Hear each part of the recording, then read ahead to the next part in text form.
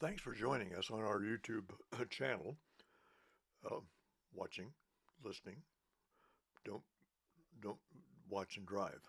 Okay? We say that every time we join you or you join us. Okay. Don't drive and watch if you can avoid it. All right. Unless you're in the back seat, okay, and not driving. Okay. You can ride in the car and watch, but don't be driving, please. Okay. I wanted to talk about something today that comes up all of the time, has for years and years and years. It's not something new, but yesterday a young man came in, a tournament player. He's probably 14, maybe going on 15. Good player. Um, has improved his game over the years very, very, very much. Loves the game, plays well, uh, is responsible for a young man, uh, and he's been using uh, polyether ketone string since we began working with him many years ago.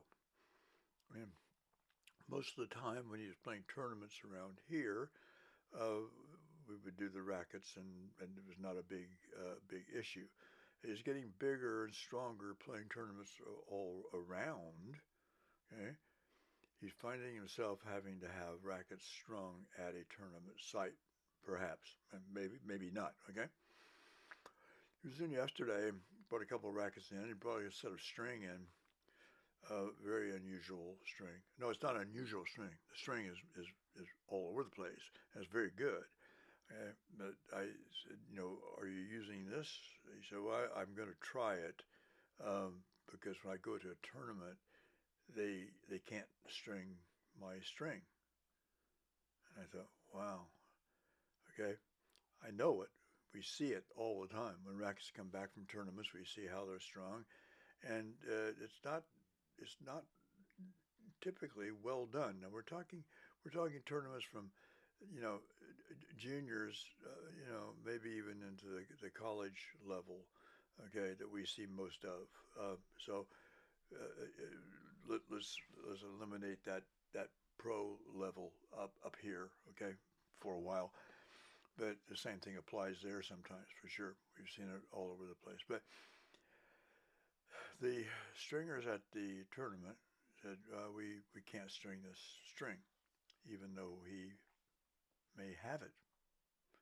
Because if a player is using the string, we will make sure they have string going with them when they do go to a tournament. Um, and I thought to myself, I've been involved in racket stringing for a long time, and it bothers me to say to you, the listeners and the watchers while not driving, you, okay, that this happens. If you are a tournament director and you're going to have a tournament with junior players or any player, let's just eliminate the junior part of it right now, you are responsible for providing qualified, competent racket stringing services. Okay? That's just the way it is. You must be in a position to provide those kind of services.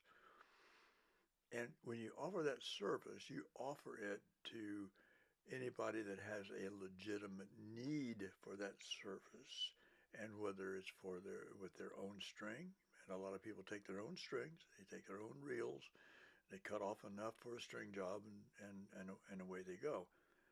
Nothing wrong with that.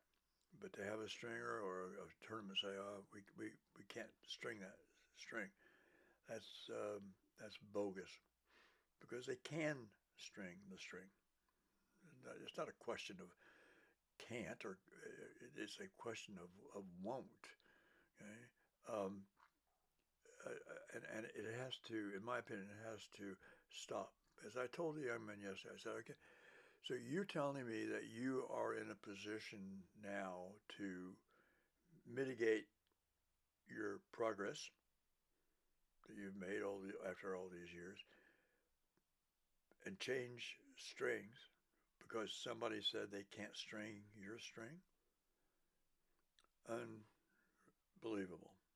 Okay? I mean, it just is, and it's time that it's being said earlier on, uh, let me go back just a little bit. The string we're talking about is polyether ether ketone. It's a monofilament string. It's marketed in the U.S. by Ashaway Line and Twine. The brand names are Monogut ZX and ZX Pro. ZX Pro being the thinner of the two. It's been around for a long time.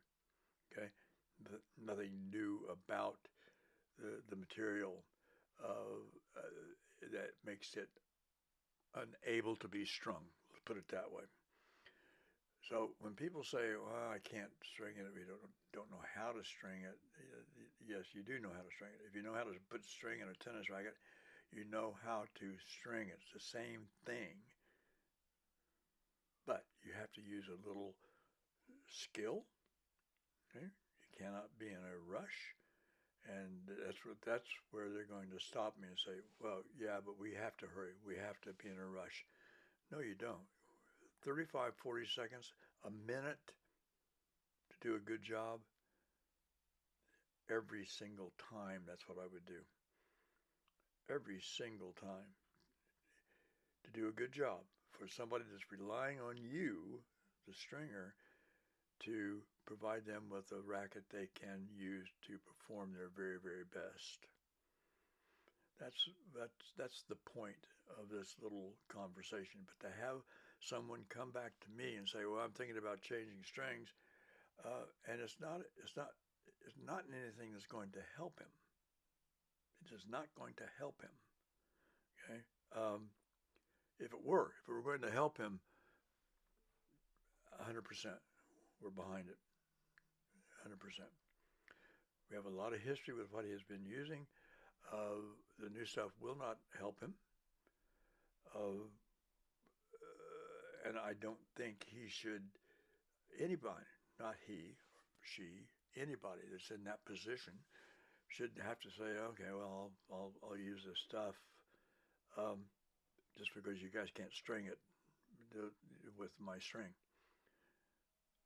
Not good. So if you're a player, a junior player, a parent or a parent or a coach of a junior player, and you want them to play their best, you have to make sure that where they are playing offers them the kind of service they need. And people are going to say, "Oh, there are thousands of tournaments around. They can't possibly do that."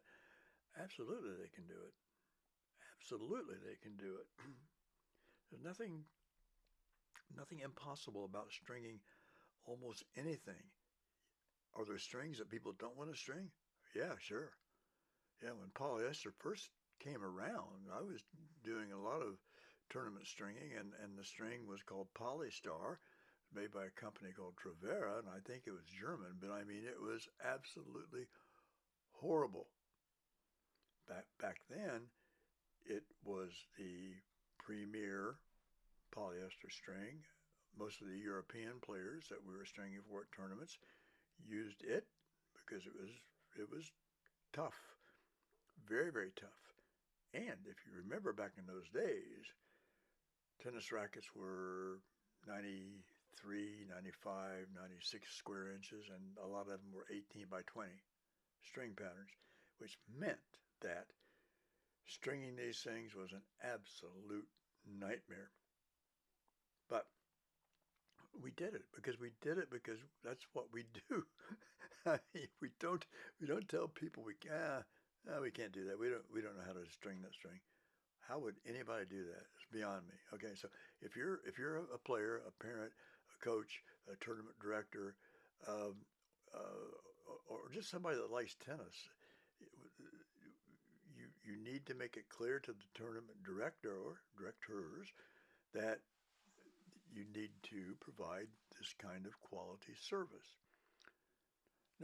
They will say, and they're probably accurately just saying this, "Well, we string for a lot of players." Okay, if it's at a public park, for example, um, or a club, yeah, they probably do string for a lot of players. All right, but these players are if they're for a tournament, then they deserve to have tournament level stringing. Take the extra minute. Take the extra 2 minutes. Take an extra 5 minutes if you have to. Okay, get on the phone. Call us. Call somebody that knows how to string this string, whatever it is. You don't. You don't. You don't say no. I can't do it. Yeah. Now, okay, that's my little stringing rant for right now. Okay. So let's let's go off to a slightly different direction now, and that is new racket developments. And the two rackets I'm talking about, the most relevant new rackets, I knew you'll find out what I'm talking about, are the Head Squared and the Yonex Muse. The Head Squares is a little bit advanced in terms of delivery to clients. We've had them for quite a while in terms of demos, and they're available now. The Muse is becoming more and more available. They they are having a little issue getting them to the dealers, but they will come soon. We've done a lot of the squared, and we've done a few of the Muse. And the comment I want to make is that neither one should be dismissed unless you hit with them. Yonex comes out in their advertising and says we're moving away from performance-oriented rackets to fun rackets. Whoa, well, I don't want to play with a fun racket. I want to play with a performance racket. That's what you're going to say. I mean, I don't blame you. Okay, and then you're going to compare specifications with the Muse and the Squared, and you're going to say, well, the Squared is about the same. It's a little different. These are slightly different rackets, of course. So don't misunderstand me that they're the same, and you would know the difference because I think you would.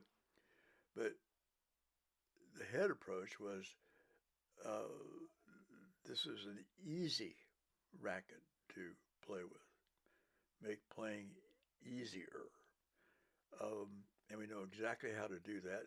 Head does too, and I think the Yonex Muse, based on what I've worked on so far, is the same thing. It can be made into a racket for any player. Okay, there's no question about it. Well, how can that be if they're made to be fun playing? Well, they can be because the inertia of the swing weight of both of the rackets is very, very, very low, much lower than we would recommend to a good junior or even a recreational player of that wants to play. It just before you try it, you don't know this. We do know and have known for years that inertia is a power component of the racket. So that's not new. So when you say, okay, I'm taking the inertia down from 325 to 300, you say, oh, wow, how's that going to work? Well, it can be made to work, and it is not bad right out of the box. So don't dismiss them because of that. Try them and see what you think. Right? I'm going to be posting I'm posting the specs on the Muse, the 98 and the 100 soon. The stuff about the Squared is there, but I can tell you this, that people that come in and we talk about it and we hand them the racket and they play with it, they are amazed. Okay? So don't rule it out of your list of things to try, right? But those are the two that we find now that are the most unique, and with their taglines being easier to play with or fun to play with, right? That's what they want you to do, because the rackets have a good overall weight, but the inertia, the swing weight is low. But that can be changed. We know that, right? And we've done that with the squared. We haven't done enough with the Muse to know where it can go, but the squared we have done. It comes in raw at 290. We've taken it up to 294, 297, and 304, I believe. I have to look at the specs, but so anything can be done with it, and that changes things dramatically. Pattern, both of them, 16 by 18, which means in the 98 square inch racket, it's going to be the pattern is going to fill up more of the space, but still have the same spacing. The well, we'll put all the specs online, and you can take a look at it and see what you think. But don't rule them out just because, oh boy, that's way too light. I can't do it. Okay, try it. You know, you may be surprised. You may be surprised, and that's a good thing. All right. We want people to play tennis as long as they can possibly play tennis. That's why I'm very strict about how the rackets are strung and what string is in them. I'm very strict about what racket weight people use, weight including overall weight and swing weight. Okay. Also, very very adamant about having the right grip size. Okay. A lot of people come in for the first time with a racket they want for a junior, and they think they have to go really inexpensive. No, the best thing to do if you can is to get the best possible racket you can for them. Obviously, it has to fit them, but not something that's going to be worthless when they try to hit the ball. So just think in those terms, okay? So that's what we want to do. We want people to play tennis. If people aren't playing tennis, they're not going to be using us. And if you're a coach or a shop, or they're not going to be using you either after a while, okay? If you're a parent or a coach, then you want to see the same thing, right? You want to see them play as long as they possibly can without being injured. And we do a lot of research on injuries. We do a lot of testing on everything, racket, string, everything. There are a lot of injuries on the not on the tennis court per se, but in the game of tennis that we believe can be avoided. Well, we know they can be avoided, right? We can do that. And a lot of other people could too, if they would just take a look at the alternatives, learn how to use the alternatives, learn how to place them in the right player's hands. It'd be great. It'd be great. Okay, but a lot of the injuries are um, progressive. We'll say some of them happen, bam, one shot, and you feels awful. Most of them are not. They come on over time, and we used to believe back in the days of the wooden rackets and stuff that it was a one-time deal, um, but we're learning now, or have over the last 25, 30 years, that it's a combination of a lot of things. It can start with your ankles all the way up to your wrist. Ankles are the first thing that begin to twist. Your wrist is the fastest thing as you hit the racket, and my wrists are teeny. Actually, I should beef up my wrist. That's too little. That's too little. So I'm going to work on my wrist. Okay, another story. Okay, we'll do that some other time. You're not going to show me working out on my wrist. Um, but the damage that the racket and string combination can do is cumulative. a little bit here, a little bit here, a little bit here, a little bit here, until all of a sudden it overwhelms the body of a person. So if we know what to do at an age group, and our data, our research shows we know where the age groups sort of change. There's a factor for that. And we go through a lot to make sure that the player and the racket are are in sync. Okay. And again, if you're watching this and you're a stringer, a shop owner, a coach, a parent, you have got to help. Okay, you've got to help the kids. You've got to help the juniors. You've got to help the college players. Okay, and you're going to say, oh, the college players, oh boy, we can't do anything with them. They're stringing their own rackets and they're doing this or doing that, doing something. Well, you can. You can do a lot. All right.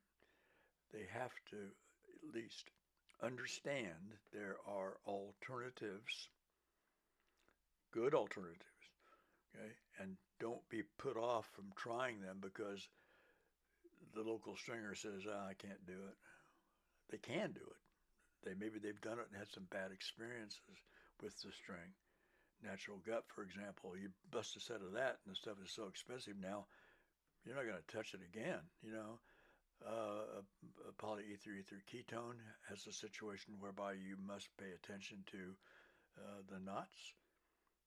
Okay, um, just those kind of things. But you learn that one time, and then you know how to do it. So learn it. Don't just say I'm not going to do it anymore. That doesn't make sense, right? Doesn't make sense to me, and I sure hate to see a good player go away from the performance aspects of their setup because somebody can't string the string. All right. So anyway, um, that's all for today. Okay, that was enough, wasn't it? That little rant got me excited. So I'm going to go have to do some work now. But I will get the post up on the Muse, and I think I'll back it up with another post of the squared because these two things are different. Technofiber has a racket called the Fire. I've not done anything with the Fire. Um, uh, so when you see a racket like that, don't dismiss it until you find out more about it. Okay. All right. Well, thanks for listening, and thanks for not watching while you're driving. Excellent idea. We want to see you on the tennis court, not at the doctor's office. All right. We'll talk about doctor's offices one of these days. Okay. I've got some stories about doctor's offices. Okay. Bye bye. Thanks for watching. Bye.